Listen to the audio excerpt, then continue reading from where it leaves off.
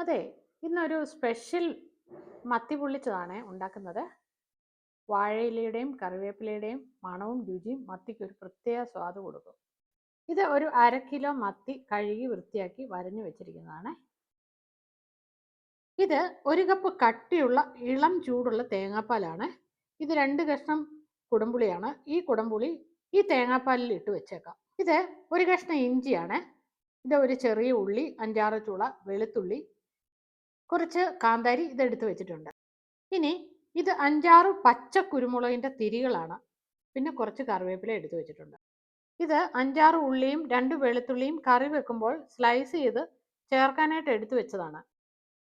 ഇനി ഉള്ളിയും വെളുത്തുള്ളിയും ഇഞ്ചിയും കാന്താരിയും പച്ചക്കുരുമുളകും കുറച്ച് കറിവേപ്പിലയും ഉപ്പും മഞ്ഞളും 1 സ്പൂൺ വെള്ളവും കൂടി ചേർത്ത് നല്ലപോലെ അരച്ചെടുക്കണം. ഈ കുരുമുളകിൻ്റെ മണികളെല്ലാം അതിൻ്റെ തീരിൽ നിന്ന് വേർപെടുത്തി എടുത്തിട്ട് വേണം അരയ്ക്കാനെടുക്കാൻ.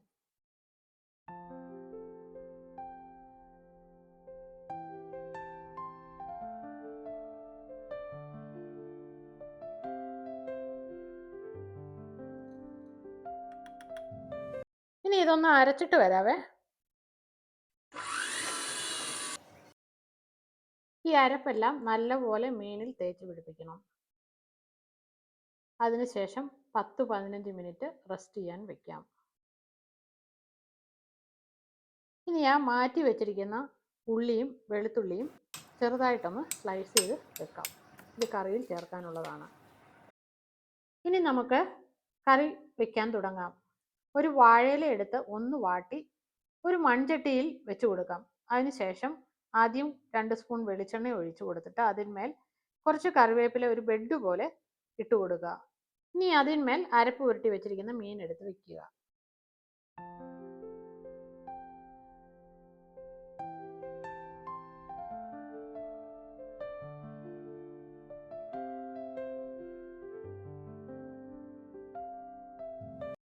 ഇനി അരിഞ്ഞു വെച്ചിരിക്കുന്ന ഉള്ളിയും വെളുത്തുള്ളിയും അതിൻ്റെ മുകളിൽ വിതറിയതിന് ശേഷം എടുത്തു വെച്ചിരിക്കുന്ന കുടംപുളിയുടെ സത്ത് ഇറങ്ങിയ തേങ്ങാപ്പാൽ പകുതി ഒഴിച്ചു കൊടുക്കാം. കുടംപുളി ചേർക്കേണ്ട കാര്യമില്ല. പുളി കുറവാണെങ്കിൽ കുടംപുളിയും ചേർക്കാം. അതിനുശേഷം സ്റ്റൗ ഓണാക്കുക.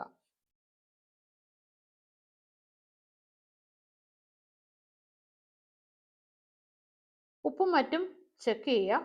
ഉപ്പ് കുറവാണെങ്കിൽ ചേർത്ത് കൊടുക്കാം.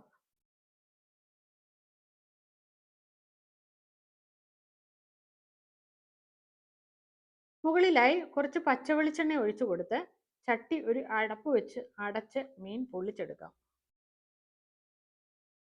കറി റെഡിയായി വരുന്നുണ്ട്.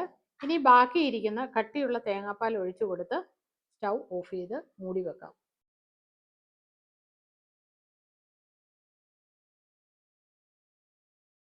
ഇനി അതൊരു സർവിങ് ഡിഷിലേക്ക് മാറ്റാം. മത്തി ഈ രീതിയിൽ ഉണ്ടാക്കിയാൽ പച്ചക്കുരുമുളക് ചേർക്കുന്നതുകൊണ്ട് മീനിൻ്റെ ഉളുമ്പ് മണം തീരെ ഉണ്ടാവുകയില്ല. ഈ കറി ചപ്പാത്തിക്കൊപ്പവും ചോറിനൊപ്പവും ഒരുപോലെ നല്ല ചേർച്ചയാണ്.